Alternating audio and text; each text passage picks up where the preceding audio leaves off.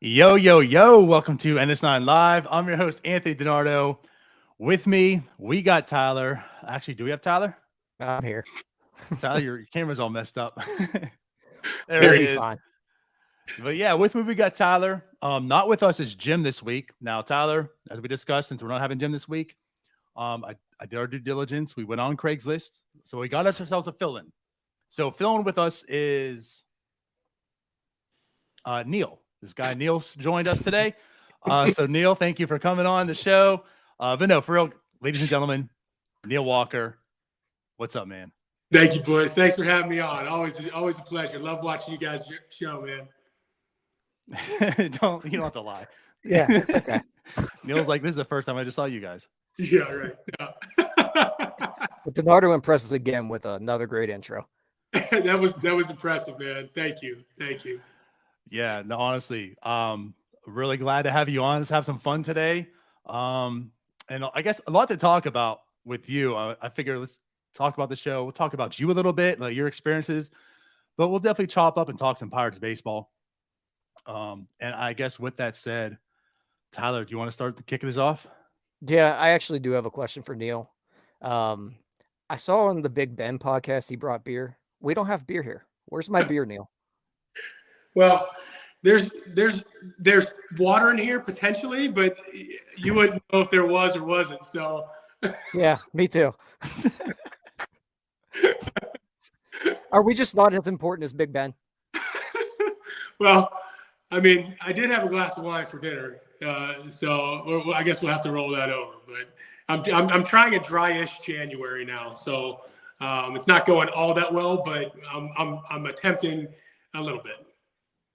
What is that? I've just heard that for like the first time. I feel like a few days ago. This dry January. Well, why is that a thing? And I mean, I guess depending on how tough your December was, especially around Christmas time, if it was just a confluence of Christmas parties and Christmas Eve and Christmas Day and New Year's, and you just basically woke up on January 1st and you were like, oh man, what have I done to myself this last month? That's, I think, how dry January started. But, I don't really subscribe to dry January, but at the same time, it's like, all right, yeah, I ate pretty bad. I drank pretty bad for most of the month of December. It's time to clean it up a little bit. But completely dry January, no, that's not going to happen. But dry-ish January, I'll get behind that.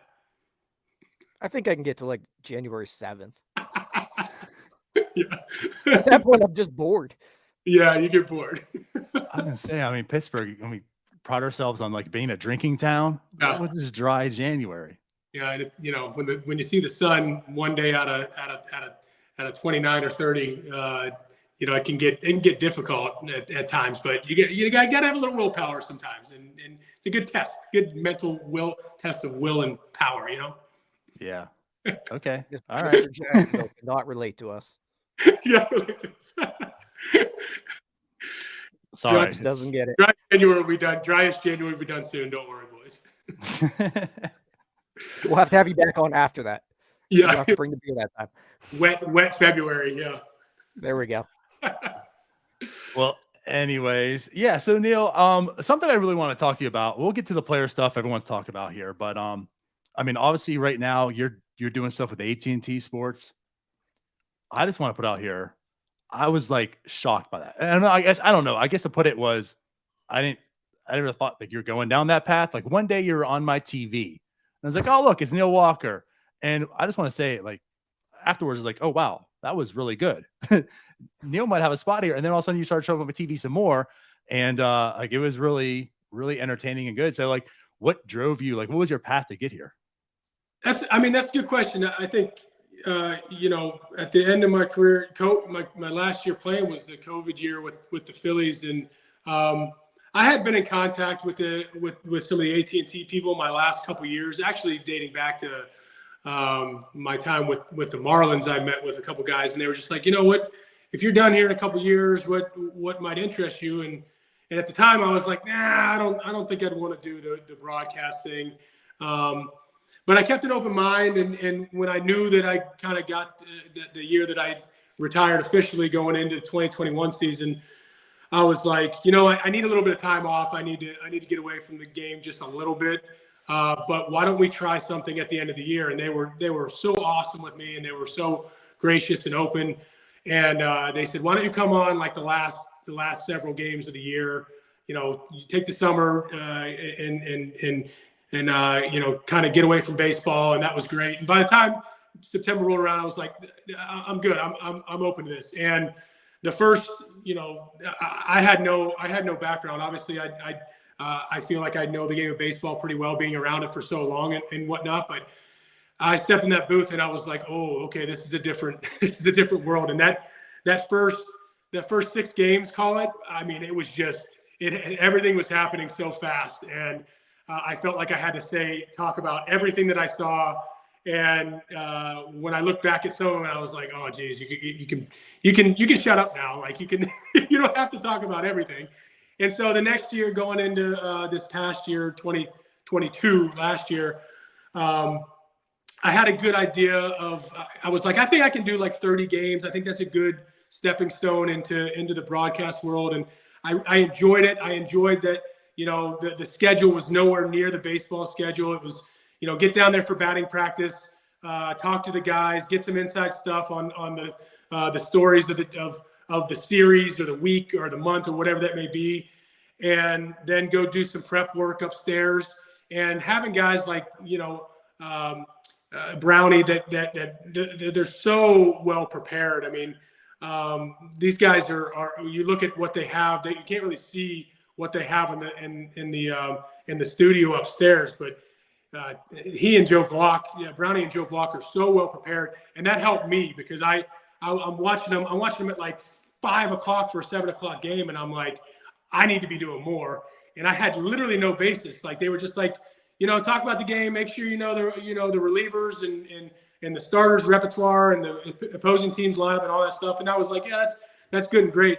But then as I went a little further, I kind of got into a groove of what were my strengths as far as what I wanted to talk about and highlight a little bit more. And, you know, obviously the offensive side of things and the defensive side of things come a little easier for me. And the pitching side, is something going in this year that I'm going to work a little bit harder on, and going down into spring training. And I'm going to do almost 50 games this year. Hopefully I'll continue to improve, but I've really enjoyed it. And I'm really looking forward, like I said, to kind of learning more and continue to improve, hopefully. You know, why do you have to be so annoying and good at everything you do? Like All-American basically in football, first-round draft pick in baseball, jumps on broadcast, just Denardo's blown away immediately. Why can't you just be bad at something? Well, you know, I grew up the youngest of 4, and I'm 8, 6, and 4 years younger than my siblings, and I just got the ever-living crap beat out of me from day one.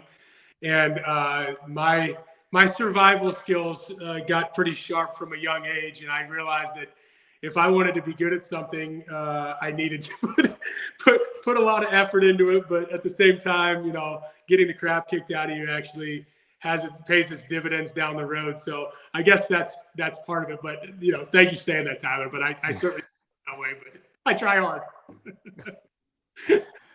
Now, I want to say, because obviously, like, this wasn't just my viewpoint, Tyler. I mean, I was impressed, right? No, but it was not.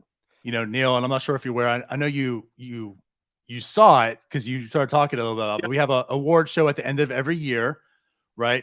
You won the NS9 Fanboy for best. It was the best announcer. Yeah, I saw that.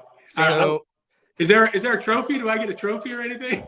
Well, as a matter of fact, we had to give it to you, but I forgot to put that. We have actual footage of you accepting it. Okay. So let me go ahead and put that out here right now. All right. Is that Bob passing along to me?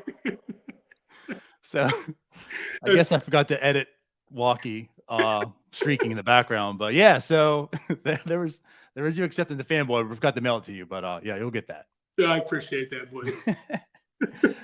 But yeah, I mean, again, like just sentiments, you know, that shows like obviously, you know, people around Pittsburgh, how have viewed you coming up this year. So well, yeah, and like I said, I feel like I have a decent ear to the streets too, and just in general with you know, the heartbeat of the team and where they are, and you know, having having played number one when I was, early 2000s when PNC Park opened, I was actually supposed to be at that game, and I had a baseball game rescheduled, so I wasn't able to go. But I'm starting out as a fan. I mean, and my guys were Andy Van Slyke and Bonilla. Bonilla was a guy that when I started to become a switch hitter, that he was the guy I watched. And Van Slyke, every time I went to a game at Three Rivers, I couldn't take his eyes off him. And so I just feel like the full spectrum of my Pirates life, I guess you would call it, is just like young fan, impressionable time of my baseball life. I always wanted to play baseball because my dad played baseball, my brothers played baseball. Get to high school, and I'm watching these guys in brand new PNC Park. Lucky enough to get drafted by the Pirates in 2004. Team was struggling from 04 to 11, we'll call it, and got to the big leagues and was able to settle in. And so I feel so attached to what's going on here, even though my piece is so small. But I still get those feelings and those butterflies when I go to the ballpark. Like, I'm invested in the night. Like, I'm invested in the series. Like, I see the lineup. I see the guys in there. You're bumping them up in the dugout during BP. Like, and that excites me, especially right now. And as I mentioned you guys before the show, I got two young kids. We had kids a little bit later in my career, so we're chasing around kids for the most part. But the broadcast thing works great because I can take my kids to school. I can pick them up. I can get down to the ballpark by 3:30. I can get everything in, and then I'm home at a decent hour. And I'm able to talk baseball. And as long as I'm not, cussing on air or saying something ridiculously outlandish, I think I'm going to do all right. So the cool thing, I think, for people around my age is seeing yourself, McHenry, Caps, all coming back and being on, Kevin Young, being on broadcasts. I know my dad got to watch a lot of guys that he watched growing up on broadcasts. So it's kind of come full circle here where people around our age are seeing our group that we watched growing up coming back and being broadcasters.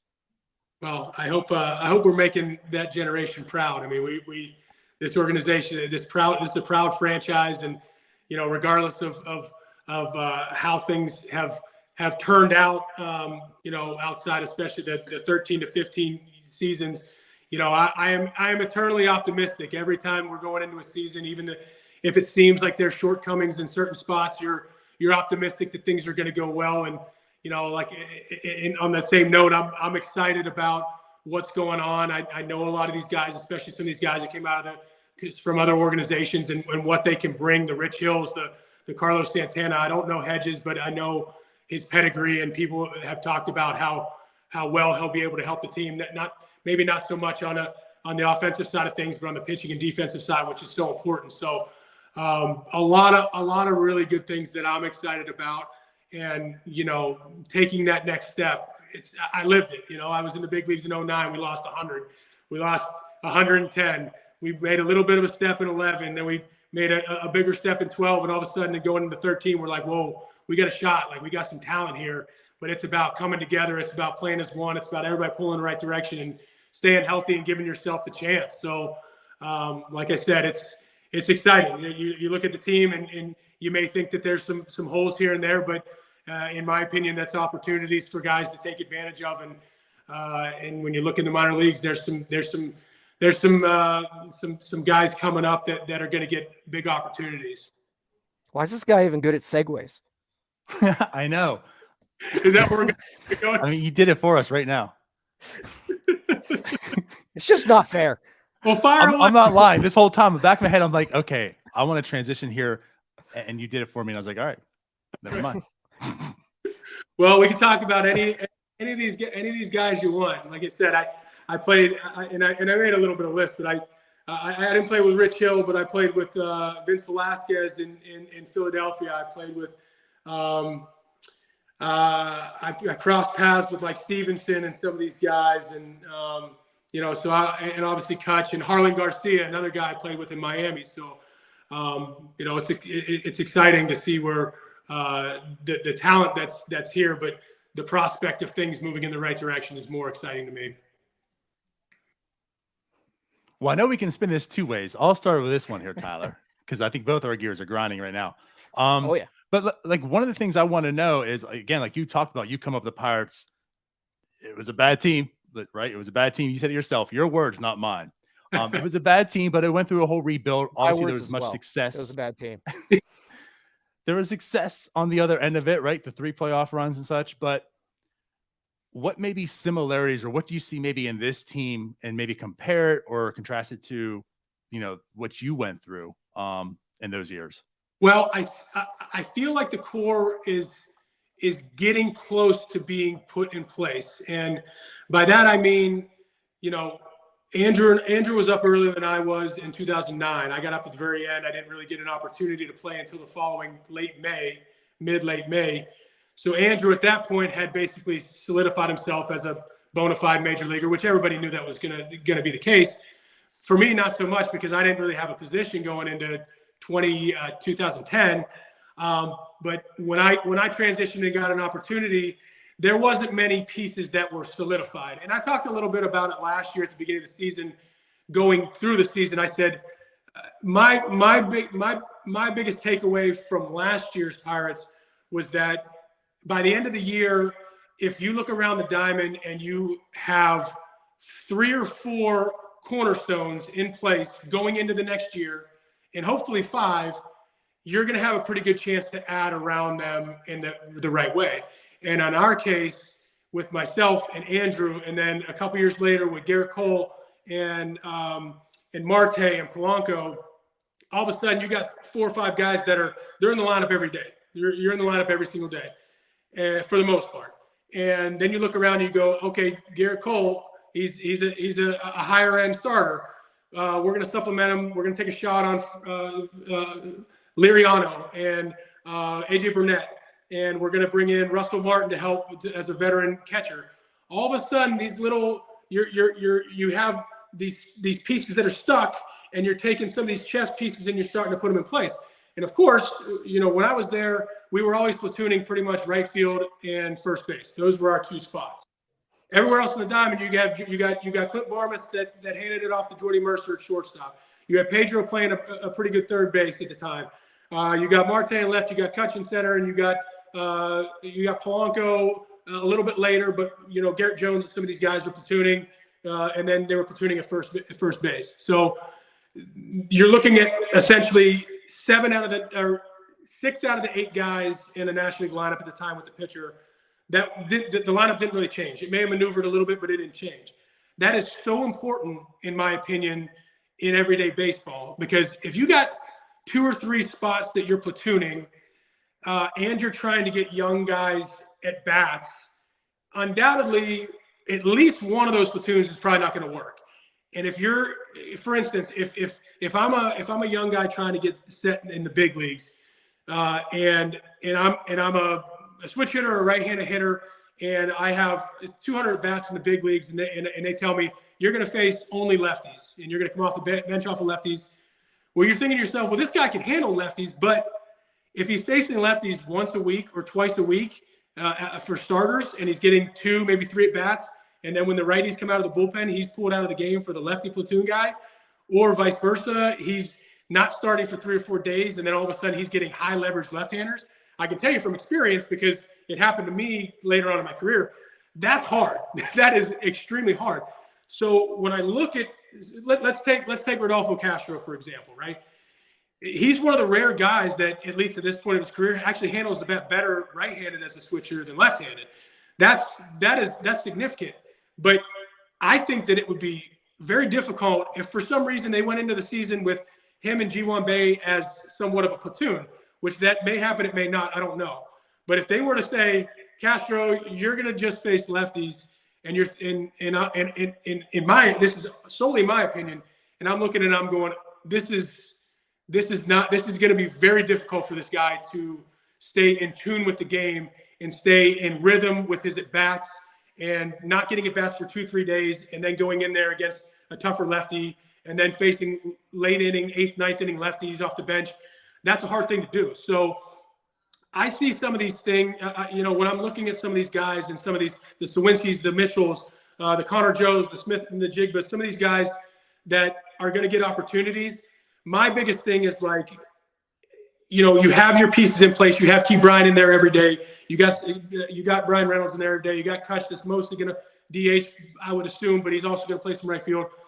The continuity with some of these young guys, in my opinion, is so important. So my hope this spring training is if one of these guys, for instance, like I mentioned, the Castro and Bay situation, if one of these guys takes the bull by the horns in spring training, has a great spring training, playing good defense, I hope that they'll get an opportunity to kind of run with it from day one, at least of a sample size of a month, which is, give or take 100 at bats, because that's how these young guys get comfortable in the major leagues. That's when a lot about these guys. You get to those 100 bats in a row, guys are going to start figuring it out. You're going to have to make adjustments on the fly, in game, in series. You start to see teams for a second time. Those things cannot be taken lightly as a young player and as guys trying to get solidified in the big league. So, a long-winded answer. I hope that by the end of this year, there's really only one or two more spots on the offensive side of things that either are platooned or just need to be tightened up, because I don't see it being far off. So to take that a little bit further, just in your case, later in your Pirates career, switch hitter, you'd hit maybe second against a righty, then you move down to seventh against a lefty. Yep. We've been real big on Neil Cruz, just throw him at leadoff every day, give him as many at-bats as you can. I don't care if it's a lefty or a righty. Are you also of the opinion that just leave the guy in one spot in the order? I don't care if it's left or right. Because that's been something we've been tooting for a while, and I know sabermetrics don't love it, but we don't tend to care. So that's exactly what I was going to say. You look at the analytics, you go look at the sabermetrics, it tells you opposite. But I can tell you from experience, my big thing when I started the season was in my prime with Pittsburgh, I wanted to know, for the most part, I was hitting second or fifth. At certain times, I would hit fourth if Andrew was hitting third or whatever, however the line it would be. But I can tell you, hitting in the major leagues, hitting second and hitting fourth or fifth behind at the time that your best player was hitting third, it was a lot different. If I was hitting second in front of Andrew, I was getting a lot more fastballs. I was being a little more selective. I was going to be more selective in hitters counts and 2-0 counts and 3-1 counts. I wasn't probably going to let loose as much. You go in the 5-hole, you're getting pitched to off the bat a lot tougher. You're not getting many first pitch fastballs. You're not getting many center cut 2-0, 3-1 fastballs. You're getting pitched to a lot more difficult. So that was always my question to Clint Hurdle, some of these guys, was like, where do you want me to hit? And you knew it was going to move, but I knew, at least in my situation, that it was going to be 2 or 5. Now, in O'Neal Cruz's standpoint, it's very similar. I love him at 1-2. I love him at 1-2. If he can get on base and we can see his discipline, which I thought at the end of the year got better. Maybe not necessarily the outcomes, but the bats were way more professional. Both him and Castro when they came back up in August. I thought it was really good. So I hope that carries over. But it can't be understated enough, exactly what you talked about, Tyler, with how dangerous a guy like that is in the 1 and 2 hole. If he's able to get on base, call it at a 340 or higher clip in the one spot, and he's slugging, and he's able to steal bases, that just wreaks havoc on opposing starting pitchers from pitch one. So I selfishly would love to see him just be in the 1-2 spot and just stay there, and just let Cutch, let Santana, wherever you like Key Bryan, if you like him, 5, 6, 7, wherever that may be. I'd love to see these guys, at least from the jump, try to get that identity. Because that was always a conversation you had in spring training, was like, what is our identity? And it was like, when I was there, it was like, okay, whoever's hitting 1 and 2, just try to get on base for Andrew. Because the chance of him getting an extra base hitting, scoring you from first, or them walking you and having 4, 5, 6 score you are significant. So you learn to navigate the lineup a little bit better. Jordy Mercer, he hit arguably one of the tougher spots to hit in all of baseball, the 8th spot in the NL lineup. He learned how to do it. He didn't love it. He knew that he probably was getting 2 or 3 pitches a night that he was gonna get the offer at, but he learned to do it, and he never complained. And he was down there, and he played good defense. He knew his role, and so you hope that that's a conversation in a point of emphasis on the offensive side of things. Is where do we see this group? How are we going to score runs? Are we going to do it by walks, getting on base and extra base hits? Are we going to grind this thing out? Are we going to be a team that has to get 3 hits an inning to score a run? When I look at this team, I see many different pieces, but I hope from day one that what we look at makes a lot of sense. Interesting. Now you bring up how they're going to score runs and such. Now, obviously, the Pirates were anemic to runs last year.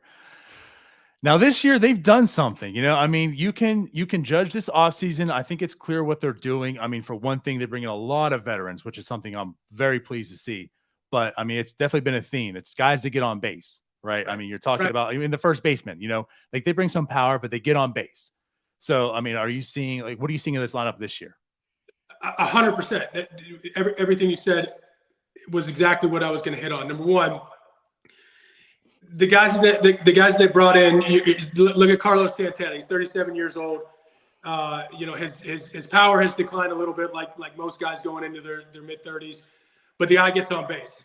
Connor Joe. Watching him last year, I was like, wait a second, this guy in our organization?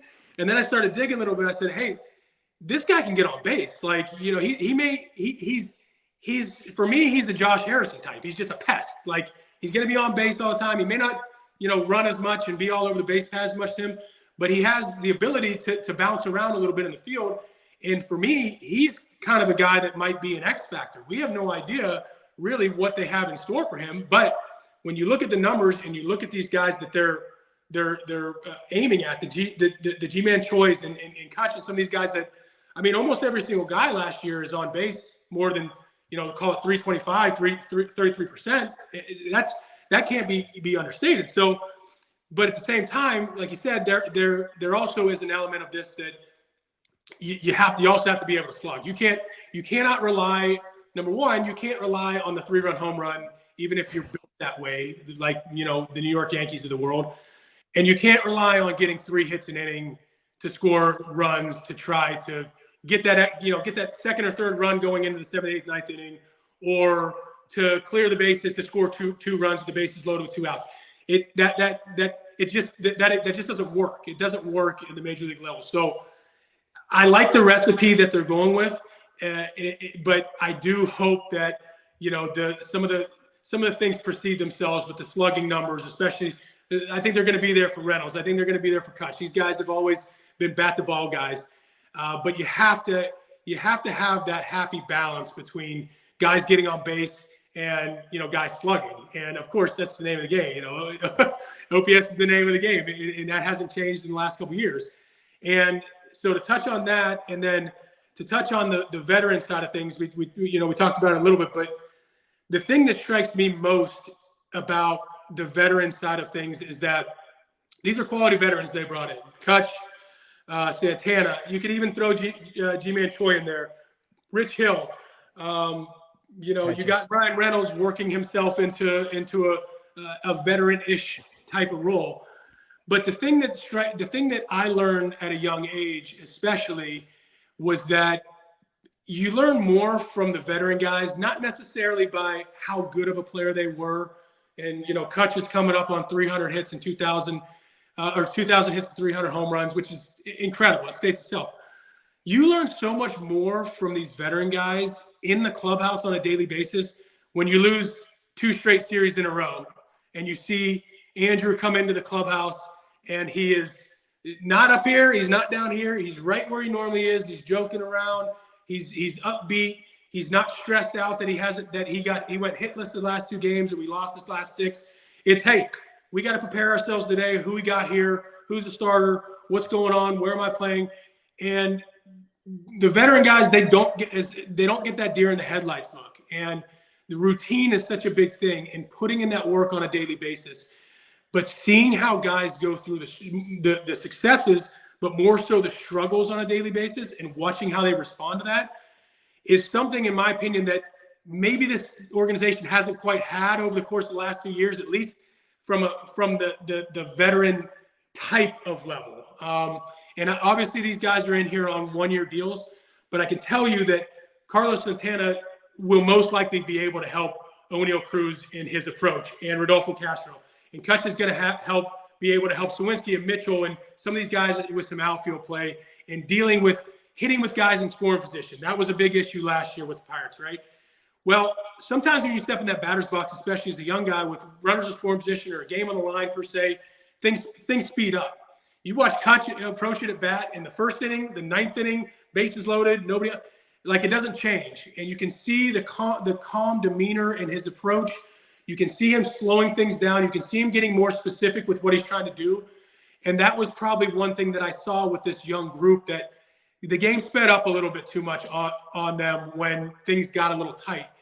And the only way that you can combat that is getting the at-bats in those moments and figuring out what worked and figure out what didn't. And if you step in the box and you're like, okay, I got runners on second and third and 2 outs. Is this guy going to pitch to me? Let me just see if he's going to throw a first pitch fastball right down the middle, and he throws a slider off the plate and you swing at it and you're sitting down there 0-1.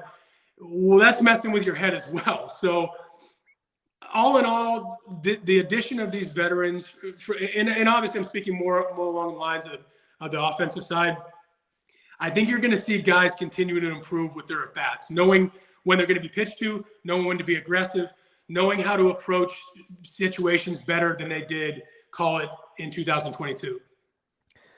So, Neil, to take this back to your career as a Pirate, in 2012, they did go out there. They got a lot of veterans. You got Rob Barajas, Casey McGee, traded for AJ, go down the line.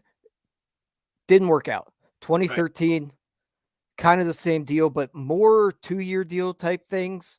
Do you see this more similar as a 2012 type of deal or 2013? And also, what's the difference there between 2012 and 2013? Is it just you, Cutch, Pedro all being a year older? Is it Russell Martin just being out of his mind that year and AJ being out of his mind and Frankie being out of his mind?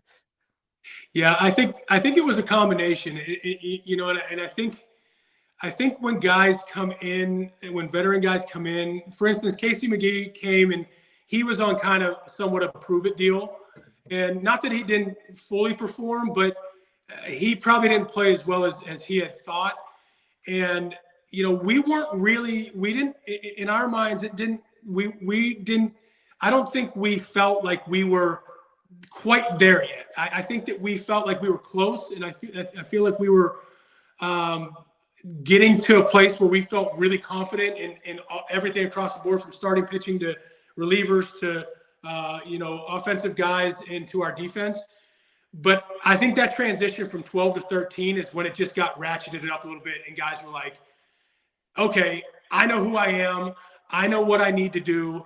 I know what I need to do to be successful on my end, but I also know how this team is built, and I know how I need to approach our group. And our group was very, very united. There was any issue that happened going in, call it at the start of 13. Not that there was any issues in the past, but like if something arose, it never got to the media. It probably never even got to the coaching staff. It was like, if AJ had a problem with the starting pitcher, and I'm not sure if he was he there 13 or 14, AJ? I can't even. 13. Yeah, he left 14, back 15. That's right. And so everybody was pulling in the same direction. And like I mentioned, not that people weren't doing that before, but it was very, very prevalent going into 13. But I do think that, me having a couple years under my belt, Andrew turning into a top 5 player in the league every single year up until that point, the additions of some of the really good veterans, but also guys that were brought in, the Edison Volquez's of the world, right? We had so many guys that were either injured for a year or didn't quite play real well for a year or two. And they came in, and it was almost like a revival for them. You could see them, the guard drop, and then just being like, let's go. Let's figure out a way to play winning baseball. And it just all came together. And I don't see a big difference.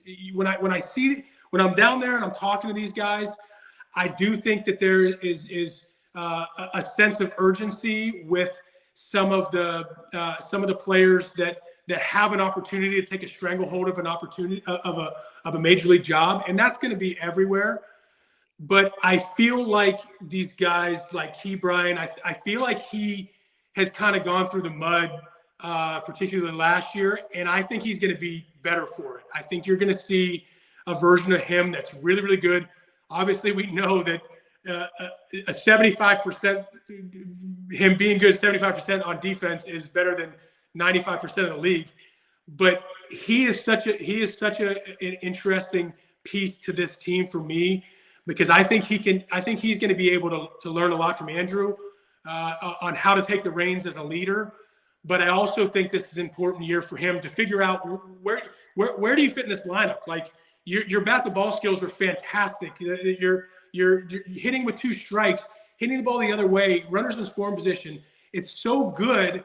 I see him in that 2, that 2, 6, 7 spot, but I would love to see it from the jump. I would love to see him take this next step, and of course stay healthy. That's been something that's kind of hampered him.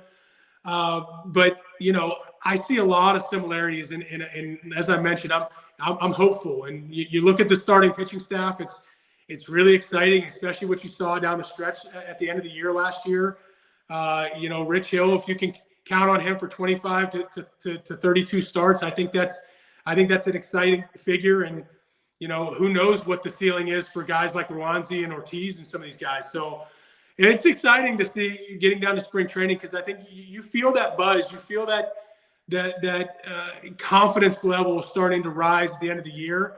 And I think that this team has tightened the screws a little bit. And I think that it's going to be fun to navigate and watch this spring training.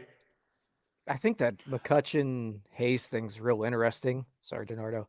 Because from what I remember early in McCutchen's career, he did love to go the other way a lot. And then all of a sudden, that power unlocked with him, Yep. and he was able to pull the baseball. So that's something I haven't really thought about. And that's interesting. It's interesting because coming up, we'll call it when you get to Double-A as a right-hand hitter, especially. Well, the ballpark in Altoona is built specifically for right-handers. So you're aiming at a short porch in left field and a deep spot in right center field. You get to Indianapolis, the ballpark is essentially set up like PNC Park. So I remember when Andrew and I were coming up, we both, especially as right-handed hitters, we were both pull right-handed hitters. We were using the left center field gap, call it center field to left field line more so than anything else. And all of a sudden we get to the big leagues or really AAA for that matter. And Andrew more so than me, because he's obviously a full-time right-handed hitter. He would get so upset when he would hit a ball 408, whatever that is, 408 feet to left center field and the PNC notch, and it would be an out. And he'd be like, man, I couldn't get that ball anymore. And there's not anything that probably made the right-handed hitters, at least at that time, more upset than hitting a ball 400 plus feet to left center field and it being an out. And I remember Andrew just kind of being like, you know what? Forget this. I'm not hitting ball left center anymore. I'm using that right center field gap, because when late May comes around and the warm air starts coming in, the ball just flies to right center field. And he saw us lefties. He would get so mad at us lefties that would just drop balls over the Clemente wall, which I made a living off of. And it was amazing to watch him, because he worked hard to do that. And that's not an easy thing to do. I mean, he came up as really a pull right-handed hitter, and he was like, you know what, I'm going to take it from left center field to the right field line. And not only is that difficult to do, but it helps you in your approach. And as I mentioned, when you get into 2-strike approaches, you're getting deep into at bats. That off-field gap approach helps you not only stay on off speed just a tick longer and stay off of it, but it's going to help you make more contact. It's going to help you foul off those fastballs at the top of the zone. You're going to get those jam shots over the middle, the second baseman, the middle infielder at big parts of the game. So I see that same approach with Key Bryan, and I'm sure they're going to have conversations about it. But that next step for me, and what Andrew and I learned too, and this is something that Ryan Domit taught me, that I actually passed along to Josh Bell. He goes, the very first time I got up there, we were all switch hitters too. He goes, you see that right field wall, and of course you're getting 70% of your bats left-handed. He goes, you need to learn how to use that wall. And I said, what do you mean, Dewey? And he he goes, we'll talk about it. We'll talk about it more as time goes along. And my approach, left-handed, went from right center field to left center field. And he's like, get up on the plate as far as you can and you feel comfortable. Basically, swing the gate open, get the bat out, and try to use that right field wall. And I looked at him and I was like, you got to be kidding me. Like, I'm going to be rolling over ground balls all over the place trying to get to that place. And he's like, trust me, you will thank me when it's all said and done. And truer words couldn't have been spoken. And by the time I got later on in my career and Josh Bell was coming up, I said the same thing. And I said, dude, listen, whatever you do, learn to pull the ball in the air left-handed in this ballpark and in this division. Cincinnati, Chicago, Milwaukee, all these good hitting places. St. Louis is a little bit. So you learn to, in my opinion, I learned to pull the ball the right way. If somebody like Key Bryan that uses that used the whole field really well now, and people are going, where's this power? Where's this power? It's coming. In my opinion, it's coming. And what I mean by that is he's going to start to get to a place where he's seen the same pitchers over and over again. He's seen the St. Louis staff. A lot of times these hitters like Andrew and like Key Bryan that stay inside the ball so much, the book is this: pound them in, pound them in, pound them in, pound them in. Try to get him to back up and then push him away. Andrew dealt with that for his entire career up until this point. He played the Cincinnati Reds. It was undoubtedly Andrew was going to get hit once a game or 2 or 3 times a series because they were coming in. That's just the way it was. You guys also hit a lot of their guys. Oh, of course. I still got bruises on my butt to prove it. But Andrew learned when to pick times to swing the gate open, get the bat head out, and then he learned times when to back it down and use a big part of the field. I think this is where Key Bryan is going to go. I think this is where this next step is going to go. Because when I watch him and I sit there and I'm watching certain parts of the game and I'm thinking to myself, all right, he's got a 3-1 count here. We got a sinker ball on the mound. This guy's he's gonna try to come in. He's gonna try to get in on his hands. Get the bat head out. Even if you foul a ball off on the barrel down the left field line, get that bat head out, because that's the only way you're going to learn how to pull the ball the right way on the barrel and then eventually in the air. So, I know we talked about him quite a bit, and that goes across the board to a lot of these guys. But that was one thing that I really learned was pulling the ball the right way. And, of course, everybody wants to hit the ball in the air, slugging, all this stuff. But in PNC Park in particular, if you're left-handed, you can get away with a lot of stuff by hitting the ball in the air to right field. You made me feel a lot better about Brian Hayes. Thank you. I was going to say, yeah, same thing on that. And the other thing of this is, like, clearly you enjoy this, and Cutch is back. And like Cutch said something in the presser very similar, of like, he's excited about this team. Like, he sees some pieces, he sees some talent. He even said like it's better than what, you guys were when you first came up. Sure. So like Cutch is back. He gets to be that guy. Sounds like you like being that guy. When are you suiting up? Well, so I'm 37 and I've had 2 back surgeries to this point. So, but the DH is in the NL. My mind feels like I could be an asset, and my body is like, no. But I do, like, but as you mentioned, I love this. Like, I love looking at these guys. I love looking at the guys that are here. I love looking at the prospects and guys that, especially in the AA, AAA, when they get there, because you've been there. You've been through the grind. You've been on those crappy bus rides. You've eaten, the not so great food on a nightly basis, and to get to the big leagues. So you've eaten a lot of mud to get to this point. So, I always like, even if I'm no longer playing, if I ever get the opportunity in the clubhouse or in the dugout, to just, Tyler Heineman and I talked a lot about switch hitting last year and navigating coming to a new organization and some of these things. So I love being able to have those conversations, particularly with guys that I played with, or guys that, I'm still in that window where I played with a lot of guys or against a lot of guys. So I try to embrace that with my daily routine at the ballpark, and but it's way less stressful up in the booth, I can tell you. But honestly, like, the thing about this I find pretty cool, right? I mean, obviously, just Cutch coming back is just like amazing. I think, you talk to anyone in Pittsburgh right now, any Pirate fan, that was the offseason. It doesn't matter like what else happened. that makes the offseason, right? Huge thing. And I think what's kind of cool is like it comes full circle, right? As you're talking about, like you guys had those vets, you guys went through the real rebuild, they helped you out, and now Cutch gets to be that guy, right? He gets to be the guy that helped him out through his career.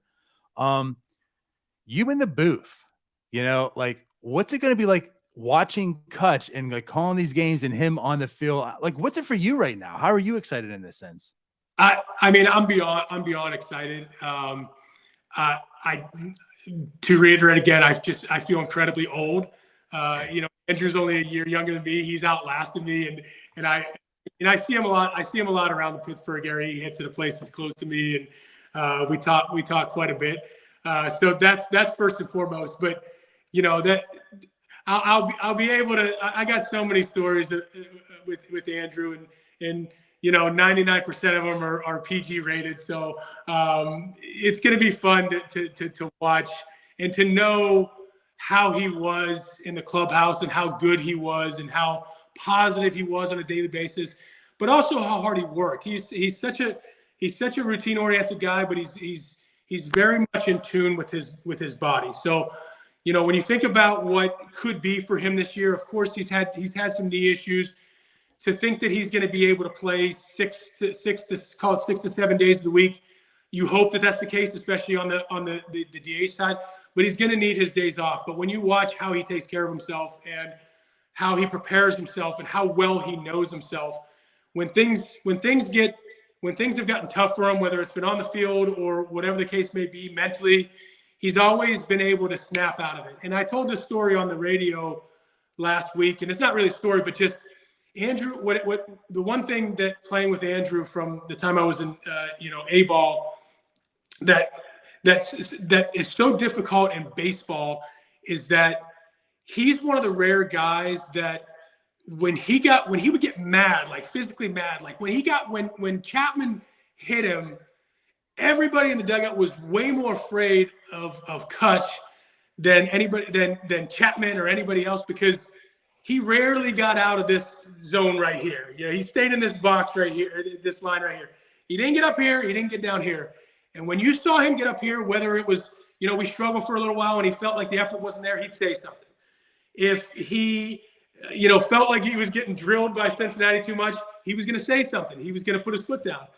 But he was so good at, when he would get mad, he would play better. And a lot of people will tell you, in baseball, especially as a hitter, you can't step into the box angry. Like, you can't. Very few guys can do it. If I stepped in the box angry, my mind was all over the place. If I was thinking about hitting a home run, it didn't work. Didn't work for me. Didn't work for most guys. I would see this look on Andrew's face, whether it would be before the game or, maybe something happened. He hit into an inning-ending double play with bases loaded, and he was upset about it. And the next at bat, you see this look, and you'd try to have a conversation with him, and it was just like, just get out of his way. Like he's in his own zone, and he would undoubtedly like put the team on his back. And I've never been more impressed, because I played with guys like that. I played with Judge. Judge was another guy like that. Bryce Harper was another guy like that. But there were very, very few guys that were able to get in that realm. DeGrom was another guy like that. And the pitching side's a little bit different. So that mindset, I think, is going to be really refreshing for this group. And when they see how he's navigating the day-to-day grind of baseball and how he's approaching his routine and his taking care of his body, taking care of his mind, all those things across the board, it's going to be a huge asset for this organization. This has nothing to do with any of the questions I wanted to ask, but you brought up Chapman. When he took 102 to the shoulder and didn't flinch, were you guys in the dugout like, this dude's scary? Yeah, and like you mentioned, Tyler, like it's just those couple of years it was just beanball central. And there would be times where I'd step in the box and I was like, all right, I'm getting hit in the quad, I'm getting hit in the butt right here. As long as it's not the back, the lower back, upper back, neck, knee, ankle, I'm good. I'll take. We've been drilling guys. I'm going to take my step to first. When that happened, that kind of took things to the next level. and he didn't flinch. No, he took it like a. I can tell you, because I saw the welt after the game, that was one of the worst welts that I think I've ever seen on a guy. and I'm pretty sure he played the next day and probably got 2 hits too. So he's on another level. And so, to reiterate his kind of the umbrella of what I'm seeing for him going in this year, we're going to see him a lot at the DH spot. I think he'll be able to float around right field. To pigeonhole him into only hitting maybe left-handers, which I don't think that's been talked about a lot, but I've heard some people say that. I don't like that sentiment. I think that he's a guy that can handle both sides, and when he gets hot, you want to ride that wave. And so I don't like the idea of him only facing left-handers as a right fielder or a DH. I think from the jump, he's running out there. If he says he's good to go, then he's in the lineup. And you get a couple months in or something, and if you have to revert, you revert.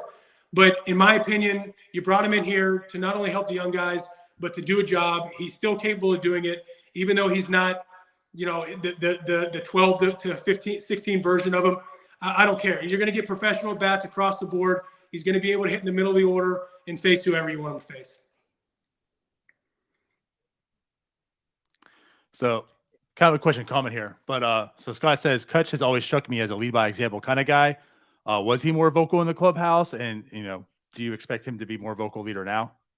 He was very much the leader by example, and in our prime, I tended to be a little more vocal in my role, and AJ Burnett and Garrett Cole and were a little more vocal, especially on the pitching side of things.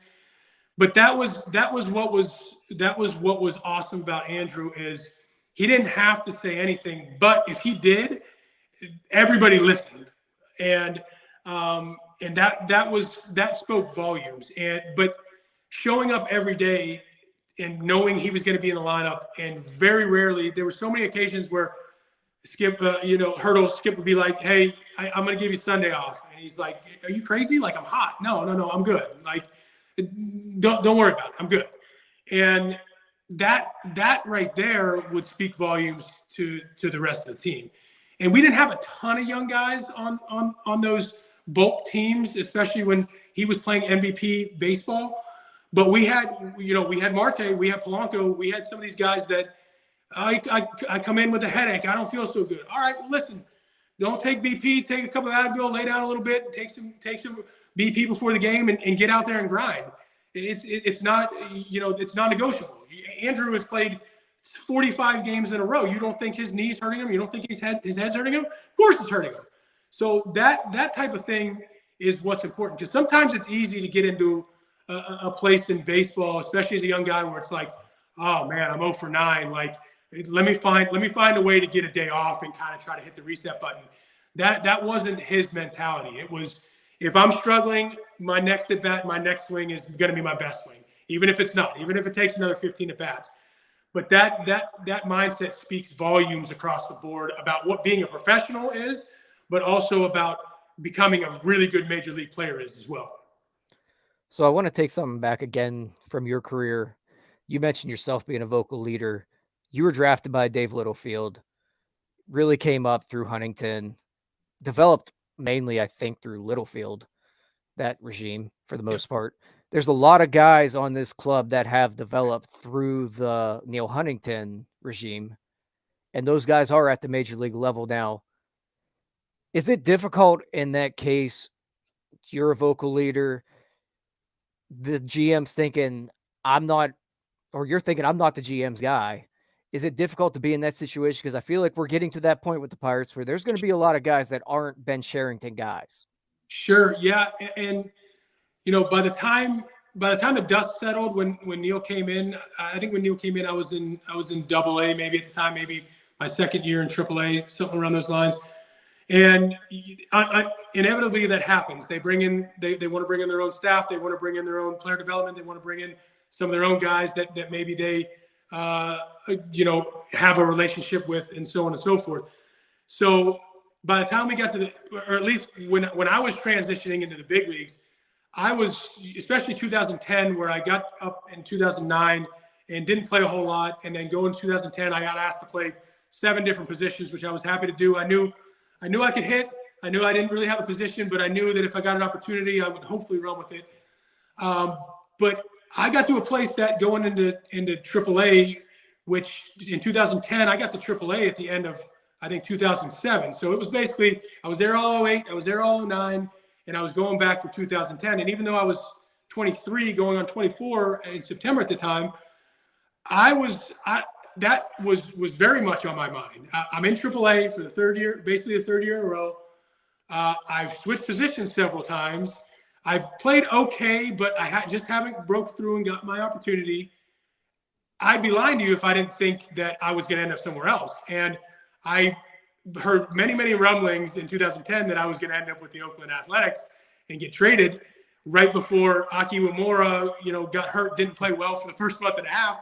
And they were like, "Can you play second?" And I was like, "No, but I'll give it a shot." I'll give it a shot.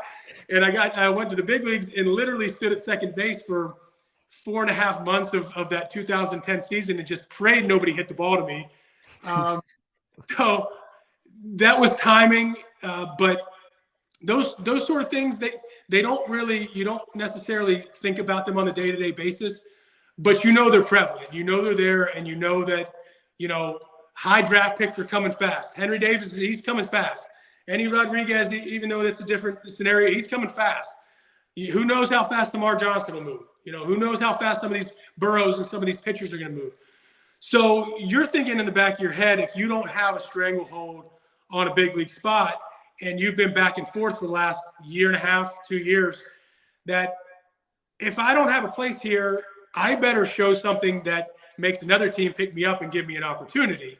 And certainly nobody wants that. And fortunately, I didn't have to deal with that. And Andrew didn't, and a lot of us, and it worked out. But it happens. I mean, these GMs, and I like Ben. I think he's doing. You can see what he's doing. I think he's doing a really good job. But he's gonna at the end of the day, he's gonna have some of his guys too. So these guys gotta take it. They gotta Sawinski, Mitchell. These guys gotta when they get that opportunity. Smith Najigba, he gets back up. Pagero, some of these guys that got a taste to more of a taste. You'd love to see these guys take a stranglehold of a spot, whether it be, okay, Jack, you're only going to face right-handers and play right field. Okay, all right. I know I'm not facing lefties. Let me make sure I'm doing everything I can to be prepared for bullpen guys, for starters, wherever that may be. So that prospect excites me more than anything else. But certainly the roster crunch is real, and be careful not necessarily be careful what you wish for, but there's a lot of talent between AA and AAA right now, and there's still several spots open to be taken to be taken by the horn. So will be very interesting, and I think you'll see before June. It's kind of the dust settle and how quickly they think guys are prepared, because I mean, what more does Andy Rodriguez have to prove in the minor leagues? But I don't damn thing. I don't. So you know what I mean? And would you rather have Austin Hedges as your secondary guy and a guy that's going to teach? Absolutely. So we'll see how aggressive they're going to be. But selfishly, and I'm sure you guys feel the same way, you'd love to see just push it a little bit, just to see what happens. Keep pushing. Push them all. Yeah. I ain't got all day. Yeah. And let them get paid for in almost doing 30 it. years. Let's go. Right. But you make it, so you talk and make an interesting point about something, and obviously you can relate to this, right? As you mentioned, you're drafted as a catcher, you're playing third base. Basically, one spring you're like, hey, play second base. I know you've never done it before, but just go ahead and do it, and you basically made a career out of it. So the Pirates right now, I feel, are in this situation, like you said. There's a lot of players, right? I mean, we've talked and joked, like every trade, it feels like it's a guy's gonna be Rule 5 eligible that Charrington's made, right? Like there's gonna be 60 guys that are like Rule 5 eligible next year, and so like right now you have a lot of guys that are coming up in talent, right? There's not a whole lot of spots, right? And also you're finding it. I feel like the Pirate way almost is, well, you can't just have one position down. Sure. Like you have to know more, right? So for someone who's done that, right, and obviously found success, I don't know, like tell me like your thought, like what's that do to you mentally, and how do you prepare And how do you just go ahead and just do that? Because I think also, I think one thing too, talk about, it's not just the new guys coming up, but there's a lot of middle infielders, right? So like the Nick Gonzalez's, the Pegueros, right? Like they might need to learn a new spot. But in the other sense, it could be time for some superstar potential player like Onel Cruz, who might have to move off. So like him preparing to learn the outfield or whatever position it is. So yeah. That's so interesting. And you mentioned Cruz, and you saw the news, I'm sure, of Jazz Chisholm being like, yeah, no problem. Like, in up the middle, when you're talking about up the middle, and especially the big league level, and not necessarily second base, you're talking about center field and shortstop. Those are your best athletes typically. So, you kind of put those guys in their own category as far as athletes. For me, when I was transitioning, when I was basically at third, and they were like, "Well, here comes Pedro. You better start hitting." And I was like, "Well, all right. I can play some other positions too." Like, well, basically, you just put yourself in that category of athletes because you played up the middle. Well, I know, but I didn't play short. I didn't ever play short and That's center. true. And second base is kind of like an up the middle ish type of things. But you also caught. That's up the middle. I did. That's entity in itself. It's like a hockey goalie. It's a little bit different. But looking back, I couldn't be more happy that I did go through that, because as scary as it was in 2010, when I had like 10 games under my belt at second base and I got to the big leagues and got an opportunity, the next year when it rolled around, not only the previous year did I have experience in left field, right field, first base. I was catching bullpens in spring training, which I hated, but I was like, I can still kind of do this if push comes to shove. And I was playing. I played third base for the last several years, so that wasn't an issue. I got the full spectrum of it, and I know that in spring training that's going to be an emphasis, especially the lower level guys, the A-ball guys, the AA guys that play the middle infield. And it's funny, not necessarily everybody. If you play third base, you don't automatically know how to play first base, because the angles are very, very different. And it takes guys longer to figure out where they are on the field and the scope of where they need to be and making that throw to second base. You're breaking, in my opinion, you're breaking up the right side of the infield and the left side of the infield. But if you can play short, in my opinion, you can play anywhere on the field. Minus probably catcher. But can Ji-Hwan Bae, can he play third base in a pinch? Can he play shortstop in a pinch? I don't know. He came up playing some shortstop. We saw a little bit of it at shortstop. Can Rodolfo, how well can he play shortstop if given more than just a sample size, if Onel Cruz has to be pushed to somewhere else? We don't know. Time will tell. But I do know that there's a big value on playing all these different positions. And now more than ever, the last 5 years, really more than ever across the league, you're seeing more guys just being like, well, I'm going to get an outfield glove. I'm going to go take some fly balls in right and left field just because. I fell into a spot at with the Yankees in 2018 where Judge was hurt, Hicks was hurt, Gardner was playing center field. I was platooning basically at first base, and they were looking around. They're like, shoot, we don't have a right fielder. Can anybody go play right? And I was like, all right, I'll go out there. And I was like, what do you want me to do? And they're like, just stick your heels on the warning track. And if the ball's over your head, it's a homer. And if it's in front of you, knock it down and throw it in. And I was like, I don't even have a glove. And Rick was like, here, take my glove. And I stood out there, and I got people in right field going, what are you doing out here? You're an infielder. Like, get the heck out of here. So, but looking back, number one, it keeps you in the lineup. If you, at the end of the day, if you can hit, they're going to find you a spot, unless you just glaringly horrendous somewhere. And that's just there. You see very, very few of those guys nowadays. The strictly first baseman that can't move, and Neil, we've seen a lot of bad first base play as a Pirate fan. We've seen a lot of it. Why the hell did you not grab a first base glove at some point? I had one, but it never got. It didn't get broken out until I got to Milwaukee 2 years later after I left Pittsburgh. But we saw a lot of not great play there. Yeah, I can. Todd Rodriguez saved a lot of the bad play. for sure. It's still going on. It hasn't gotten much better. It's gotten worse. Hey, we're getting there this year, though.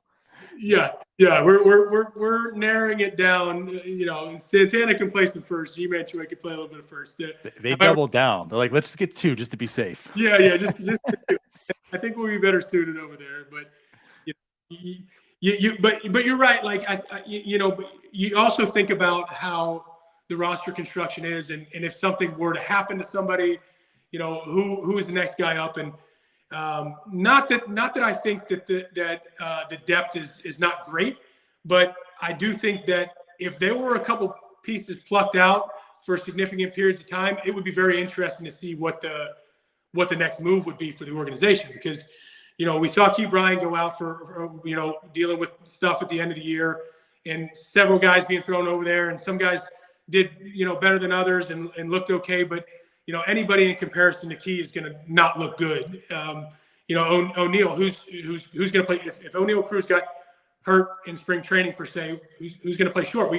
I'm not sure. I guess Castro. I don't know. So it's interesting to see maybe if there will end up being a kind of an off the wall veteran, you know, minor league signing that it going right into spring training, you know, an Andrelton Simmons type of guy that can play multiple infield spots, but was mainly a shortstop. Because I would, you know, not necessarily him in particular, but you know, the depth doesn't scare me, but it's definitely been on my mind as I've been diving through some things with the what if questions. I almost feel like that option for them right now is Giro Triola. Like that's almost what it feels like is that option. I can see that. Yeah, that's interesting. Yeah. With him being protected in the Rule 5, it seems like they see him as that type of guy. Yeah, and I'd be lying if I said I'd seen a lot of him, because I haven't. But I've heard many sentiments about how high they are with him. So that's an interesting prospect for sure. So let's talk a little about Castro. I mean, obviously you made your money playing second base, right, with the Pirates and such. And Castro seems to be the guy that kind of came out of nowhere a little bit, you know, and we've talked about this too. Like the one thing about this Pirates rebuild and such is it doesn't seem like there's a whole lot of stars. When you guys come up, I mean, first off, again, talk Andrew McCutchen, right? Like everyone knew he was going to be a stud, right? And this year, it seems like Cruz, I shouldn't say this year, but this regime, like it seems like Cruz could be, but there's a lot more miss in his game than Cutch. Yeah. But it's like there's a lot of depth in this, right? So I felt like this time was probably going to need someone who's going to come out of nowhere, right? Maybe Castro's kind of fitting that bill. You know, it's not like he was like completely out of nowhere, but he came up, made his, you know, cup of coffee last year. Didn't look too great, but you saw something. I mean, first off, his first 5 hits were home runs, so you saw something there. Yeah. You know, and you even mentioned that too. Like, it just seemed like things clicked his second time coming up. This last year. I couldn't agree more. And when you mentioned his name, you know, I also thought about Sawinski and just you know, what those guys look like when they're going good. And we obviously haven't seen the ceiling on Castro. I think his floor is pretty high from a athletic standpoint. I think the approach will just get tightened up with over time. He struggled with off speed from both sides of the plate before coming back up in August, and he wasn't necessarily he was just his approach was just tighter. He was not offering it the 1-0 sliders out of the zone anymore. He wasn't coming out of his shoes with you know 2 out of every 3 or 4 swings in an at bat. So for me, that tightening up in the approach is so interesting, because if you can get a guy like that into a place and you can almost, I don't like saying hide him in the lineup, but if you were like, all right, Castro and Hedges, as it sits right now, are going to hit 8, 9. We're going to leave him alone. We're going to let him work through the ups and the downs. We're going to try not to put him in super high stress situations, hitting in the middle of the order, so on and so forth. The floor and the ceiling for Castro, at least in comparison to what I'm seeing at second base, is is pretty significant. And you watch the actions, you watch the bat speed, you watch how he can play the infield, even though at times he gets a little bit out of control. All those things will be tightened up as the game slows down. But I will be watching very closely in spring training with this approach, with his approach, because he's not going to be, in my opinion, he's probably not going to be a guy that, like I said, is asked to hit 2, 3, 4. Is his ceiling a 2-hole hitter hitting behind Cruz? We don't know. Is he better suited 7, 8, 9 in the lineup? In my opinion, that's his floor. Hitting 8, 9, and staying down there and having some success down there, being a gnat in somebody's proverbial butt, and having some pop, mixing in a 17 to 22 home run year. We don't know. We just don't know yet. And kind of reverting to Sawinski, the talent is there. Like the guy, when the guy puts the ball in the barrel, damage happens. His on base his slugging is just through the roof when he's putting the ball in play.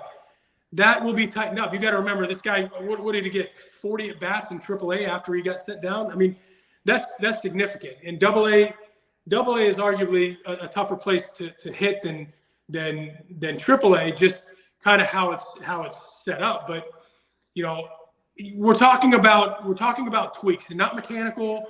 We're talking about mental tweaks. We're talking about when you get into hitting counts, not going out of your zone, staying in certain spots, knowing what you're good at, knowing what damage you're doing, knowing who you're facing, all those things.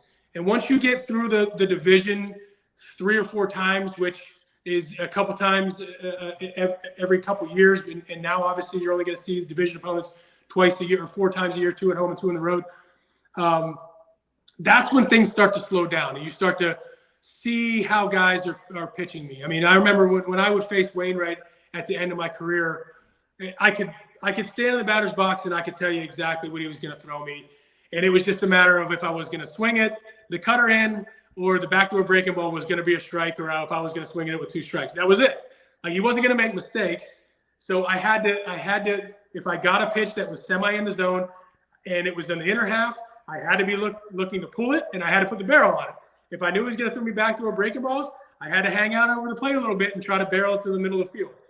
You don't learn those things when you have 8 at bats against the Cardinal staff and Flaherty and the Milwaukee. You learn that when you got 30 plus at bats, 20 plus at bats against specific guys. And so I think that's where you'll see the Castros build a little bit more confidence in their approach, particularly in the division. And like I said, it'll be interesting this year because we have less games against division opponents. So whether that'll play into teams like the Pirates' favor, we'll see. Yeah, I've mentioned before, I'm not as high on Castros a lot. I see his ceiling more of a Odor type of guy. Okay. Yeah. See that. Or even way less disciplined at the plate, Josh Harrison, spark plug type for this team. Obviously very valuable. I don't know if he's the future second baseman, but it is interesting. He is kind of in the same role you were. He's a old regime guy. There's a lot of dudes right behind him. Right. And they are coming very quickly. Right.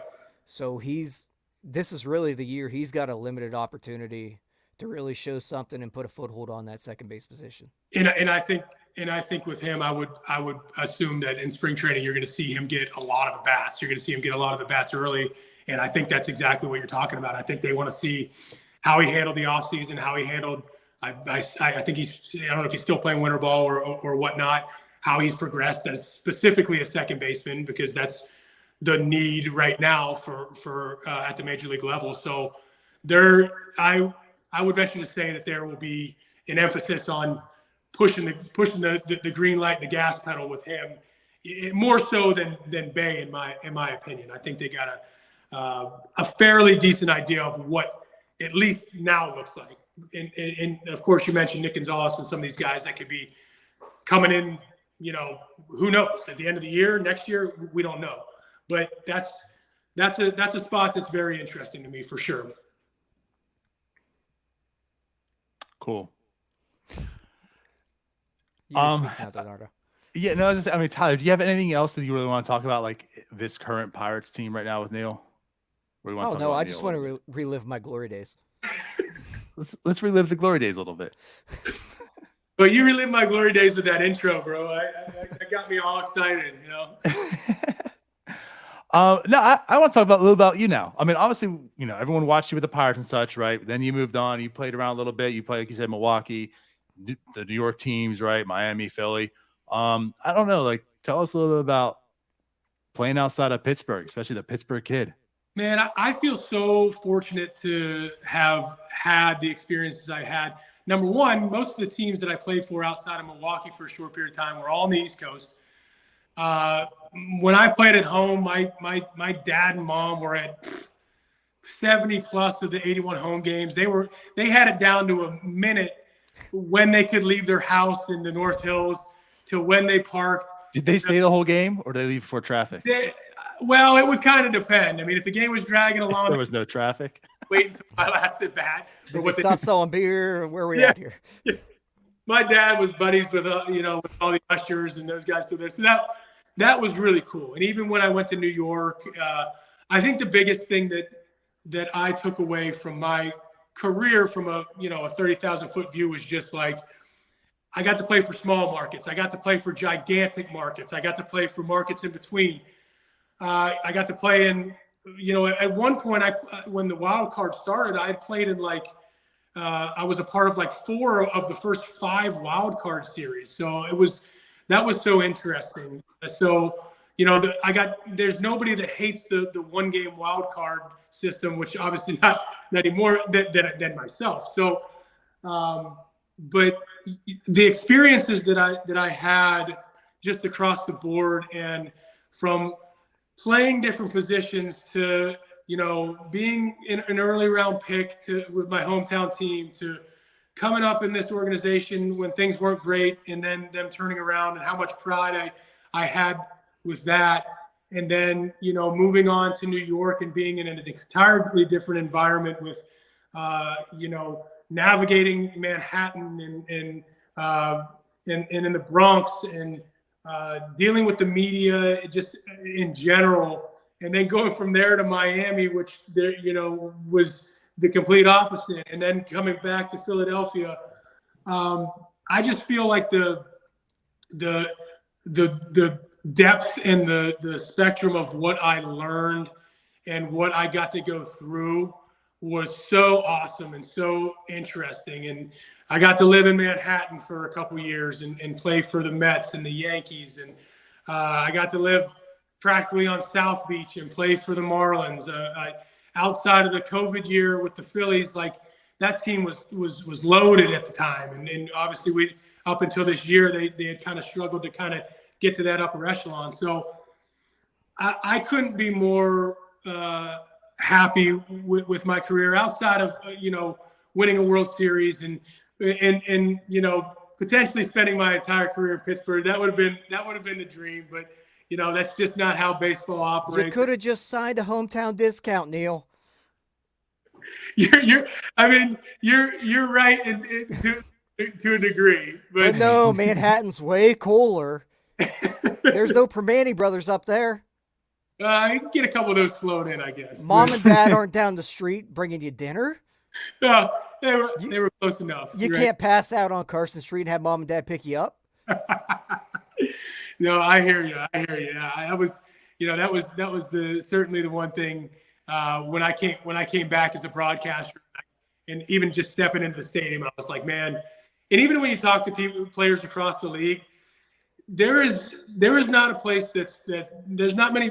There's a couple places that match, middle of June, PNC Park, downtown Pittsburgh, the North Shore's buzzing.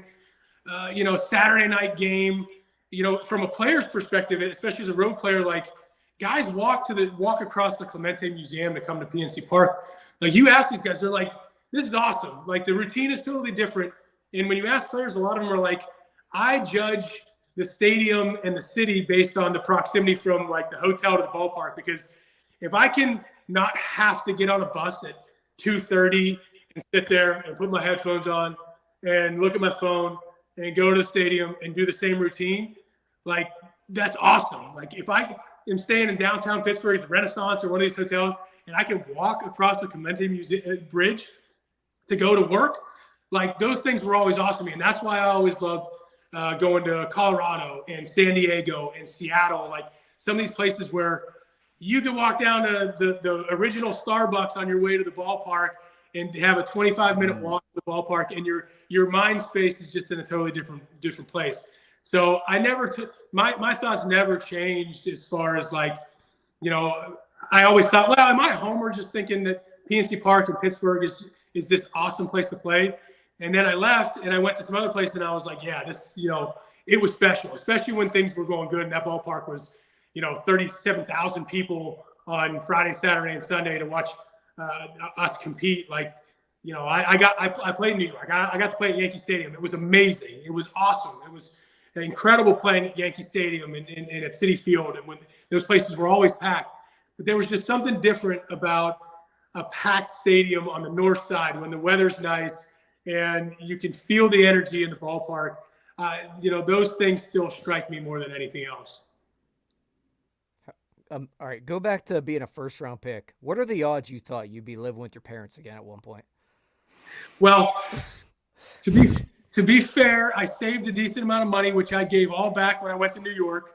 I didn't know, you know, when I came up in September of 2009, I was like, well, I haven't got a place here in Pittsburgh yet, so I guess I'll just post up at my parents'.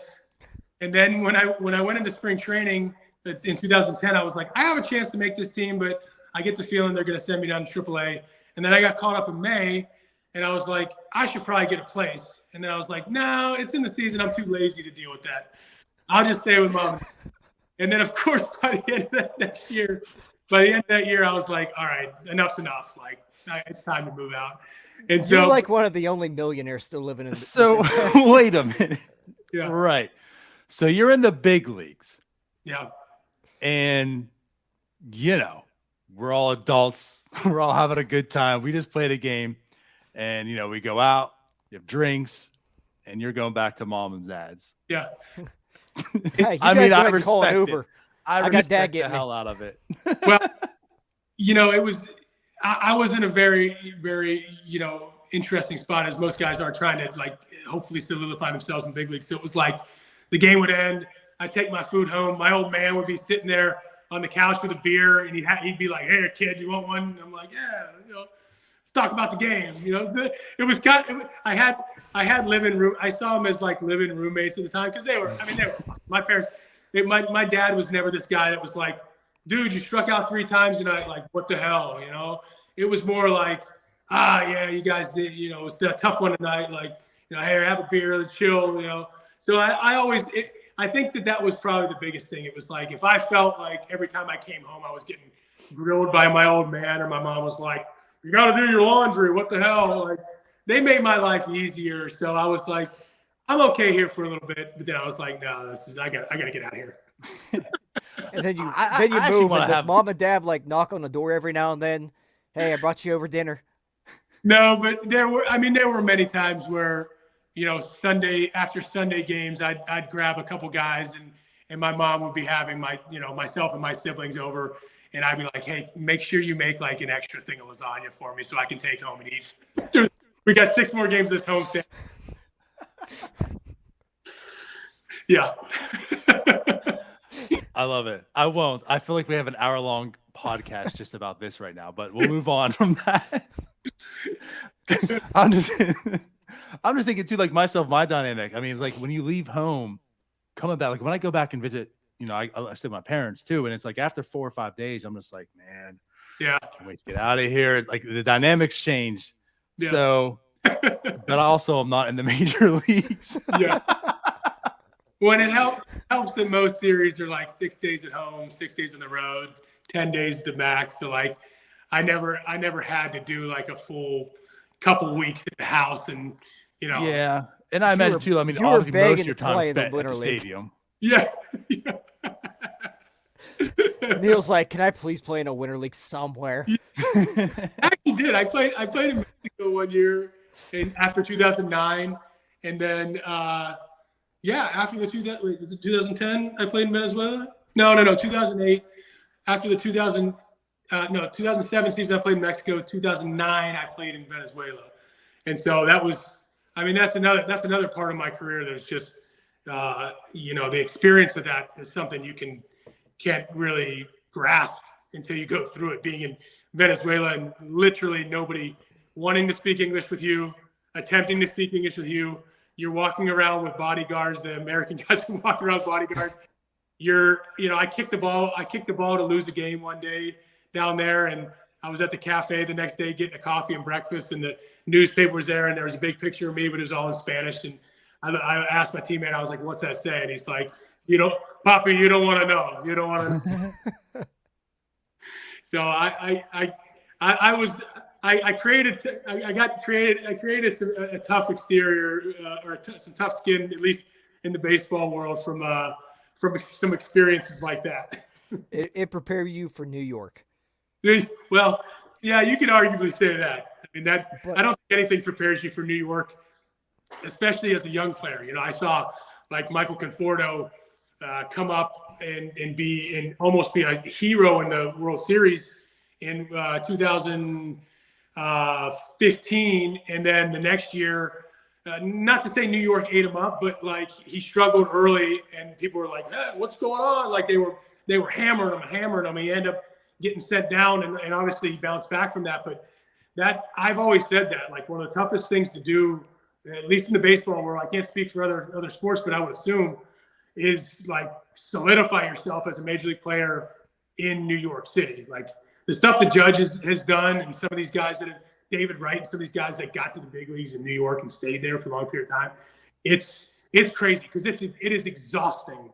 It's exhausting playing in places like New York and in Philadelphia, and in a good way. You accept it, but it's different. Neil, if it's so exhausting, why'd you have to hit 282 with 23 home runs your first year out of Pittsburgh and make us all pissed off that you got traded and ruin our lives for a year? You couldn't just suck there. That was an important part of my career too. I knew I had to post up, and that year ended with back surgery, so that didn't end real well. And I was on pace for some really good numbers that year. Yeah, I know. It was annoying. I'm sorry, Tyler. It was very annoying. Yeah. You had to do well there. You couldn't just fall off a cliff. John Neese, on the other hand, not so much. And you were staying in his apartment, weren't you? Yeah, we swapped. Yeah, but he wasn't allowed to stay with my parents. I told him that. Damn, I was gonna ask. You gotta get your own.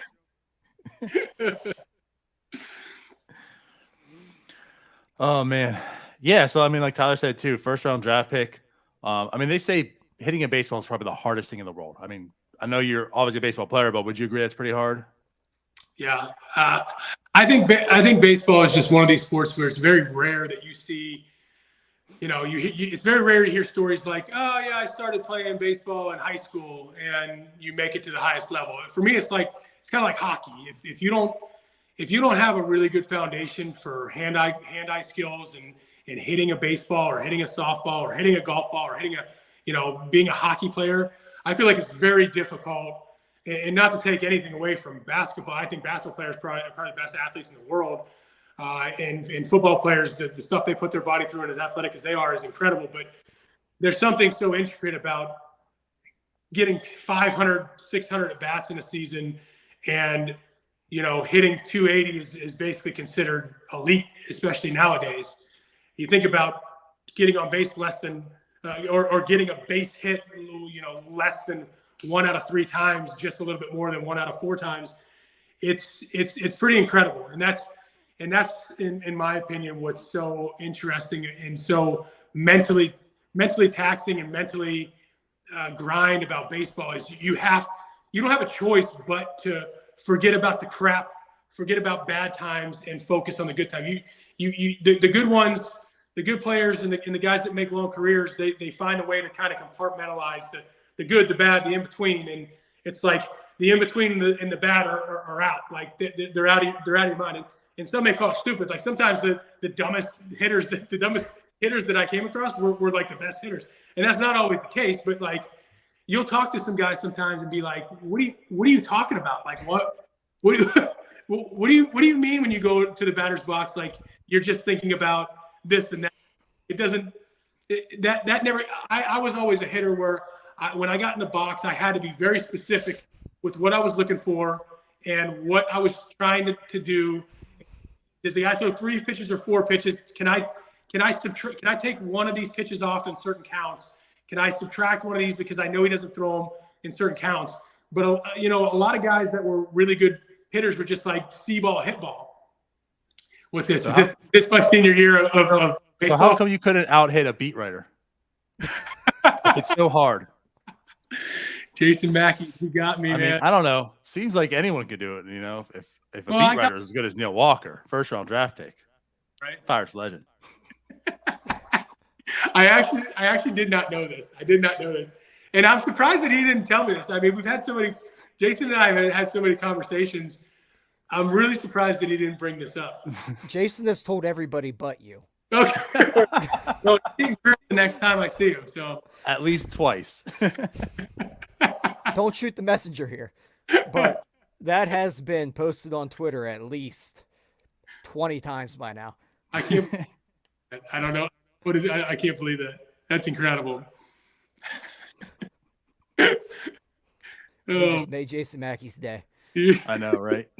Again. He's been waiting for this moment. He's a good guy. Don't beat him up too bad. Oh, man. He was just on last week. Yes, I saw him. He did a good job. I thought he was going to drop the gloves with Mac, and maybe he will the next time he sees him. But I think they'll be all right. Yeah, we're going to set that up. If I see him going at it at some point, I'll make sure I tape it and send it to you guys. All right. Sounds good. All right. Love it. Well, Neil, and again, Tyler, anything else? No, I think we've taken enough of Neil's time. Yeah, we've wasted his night. Well, I enjoy talking to you guys, man. I always support you guys. Love what you do and stay in touch. Would love to have you guys down to a game at some point. So keep me in the loop. If you ever get down there, you ever get back in town, let me know, Anthony, and I'll roll out the red carpet for you. We'll get you down to BP. We'll get you taken care of on me. Well, geez. All right. Well, we've already been talking about this. Yeah. Well, come on, Fort. Yeah. Wait. Hold on. Did Mac? I can't remember. Did Mac say he'd get you in the studio with him, or on? What did he promise you? He just said we would live podcast at his house, or we would get to your house. I'll take it a step farther, boys. Don't you worry. I'll take care. All right. Well, now we know who we're calling back on the show. So we'll start at Fort's house and then go to the ballpark with Neil. Perfect. Okay. There all right. Guys up. Yeah.